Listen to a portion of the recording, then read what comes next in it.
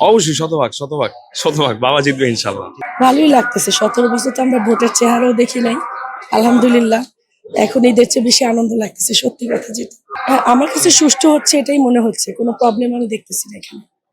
আলহামদুলিল্লাহ, এখন পর্যন্ত সুষ্ঠু আর দিচ্ছি। কোনো কেন্দ্রে গিয়েছিলেন কি? না, এখানে আসছি, ভোট দিলাম।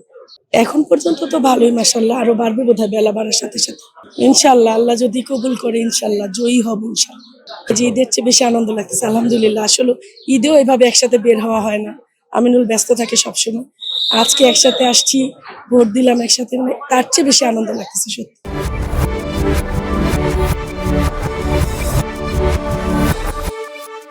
না, আমি আমি এবার ফার্স্ট আর কি। তো আমার এখনো অ্যাকচুয়ালি এজ হয় নাই ভোট দেওয়ার, সো বাবার সাথে আর কি দেখতে আসলাম আর কি। না, সব মিলিয়ে খুব ভালো লাগছে। এক কথা মানে যে আম্মু যেটা বললো আর কি, ঈদের মতো আনন্দ আলহামদুলিল্লাহ আর কি। না, এটা অভিজ্ঞতা একটু হইলো হ্যাঁ, বাবার এক্স্যাক্টলি সাথে- এক্স্যাক্টলি রাইট রাইট। বাবার সাথে বাবার সাথে আর কি একসাথে কেন্দ্রে ঢুকা খুব ভালো লাগতেছে আর কি। একসাথে অনেক দিন পরে আর কি আমরা ফ্যামিলির একসাথে হয়েছি আর কি। সো একসাথে বের হওয়া এটা খুব আনন্দের একটা বিষয় আর কি। অবশ্যই শতভাগ শতভাগ শতভাগ বাবা জিতবে ইনশাল্লাহ।